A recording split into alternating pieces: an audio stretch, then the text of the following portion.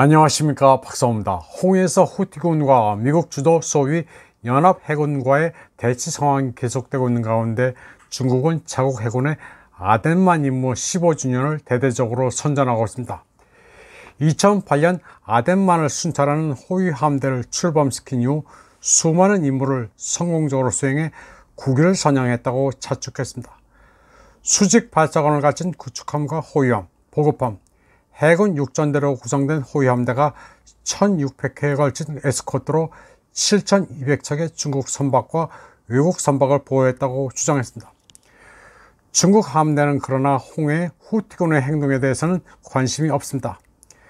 후티의 공격을 받는 상선의 조난 신호에 일절 답하지 않고 있는데 이는 당연합니다.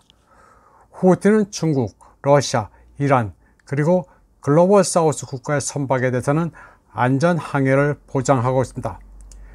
후티는 이스라엘의 우호적인 국가의 선박의 한정에 봉쇄 작전을 하고 있습니다.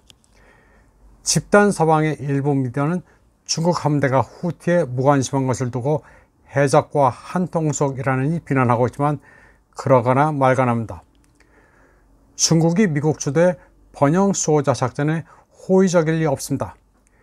번영은 지들끼리 수호하면 될 일이지 그것을 다른 나라에 강요할 수는 없습니다. 후티는 번영 수호자 동맹을 더러운 패거리라고 비판하고 있습니다.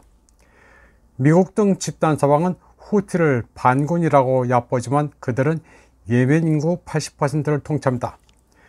나머지 20%를 마저 통치하지 못해서 반군이라고 부르는지는 모르겠지만 후티는 이미 지역의 메인 플레이어입니다. 이 지역에서 미국은 동맹국들을 규합하려 시도했습니다. 그러나 일부 유럽 국가들은 함정을 파견하면서도 미군의 지휘는 받지 않는다든가 원래 임무가 있어 군함을 보낸다면서 미국과의 관련성을 부인하는 스탠스입니다. 괜히 후티와 아랍 국가를 적으로 들여 쓸데없는 손해는 감수하지 않겠다는 입장입니다. 한국도 홍해 사태는 거리를 두는 게 좋습니다. 정부는 사태를 예의주시한다고 하지만 예의주시한다고 뭘 아는지나 모르겠습니다. 사실 견적은 나와 있습니다. 긁어 부스럼 만들 하등이 필요가 없습니다. 철없는 한국 내 소위 군사 취미가들은 양만춘 함을 홍해에 출동시켜 후티를 격퇴하라느니 하는 소리를 하는데 그러다가는 되돌이킬 수 없는 실수를 하게 되는 것입니다. 한국은 국제적으로 고립됩니다. 글로벌 패러다임이 바뀌고 있습니다. 미국이 주도하는 소위 집단 사방은 절대 소수로 전락하고 있습니다. 그리고 집단 사방이 자유신용도 아닙니다. 한국은 선악의 이분법으로 국제정치를 착각하면 안됩니다.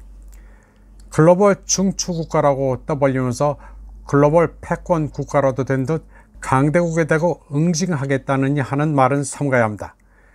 자기 객관화가 절실히 필요합니다. 그러면 이라크 소식을 덤으로 전해드리겠습니다. 중동 전문 매체 크레딧.co는 중국이 이라크와 합작으로 바그다드 근처에 신도시를 건설하기 시작했다고 보도했습니다. 이라크 정부가 중국 기업들과 파트너십을 갖고 15개 신도시 건설을 추진하고 있다는 것입니다. 이에 따라 이라크는 중국 기업과 합작한 20억 달러 규모 프로젝트 일환으로 12월 29일 바그다드 근처에 5개 신도시, 3만 채 주택 착공을 시작했다고 크레딧.co가 블룸버그로 인용해 전했습니다. 모하마드 시아 알 수다니 총리 정부는 빈곤층과 중산층 가정을 위해 25만에서 30만 채 주택 건설을 추진하고 있습니다. 바그다드 외곽의 신도시에는 대학, 상업센터, 학교, 보건센터 등이 포함될 예정이며 4-5년 안에 완공될 예정입니다. 주택 건설 계약은 이라크 파트너인 샴스 알 비나와 이스트 차이나 엔지니어링 사이언스 앤 테크놀로지, 차이나 내셔널 케미컬 엔지니어링이 체결했습니다. 내년에는 카르발라, 안바르, 니네베, 바벨주를 포함해 10개 도시가 추가로 발표될 예정입니다. 바그다드와 베이징 간의 거래로 인해 최근 몇 년간 중국 기업의 이라크 진출이 크게 증가했습니다.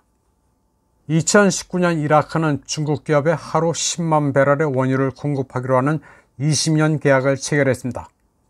그리고 그 수익은 중국 기업이 이라크에서 수행하는 다양한 개발 프로젝트에 자금을 지원하는 데 배정됐습니다. 거래에 따라 중국 기업은 1000개 학교를 건설하고 나시리아시 공항과 발전소 등 여러 인프라 프로젝트를 완료했습니다. 서방 매체를 그냥 베낀 한국 매체만 보면 중국이 세계적으로 고립돼 망해가는 것 같지만 사실은 그렇지 않습니다. 지정학적 격변과 에너지 수요를 고려한 장기적 프로젝트를 잘 수행하고 있으며 미국의 영향이 쇠퇴한 지역에 파고들어 그 입지를 크게 넓히고 있습니다. 이번 방송은 여기까지 하겠습니다. 시청해주신 여러분 감사합니다.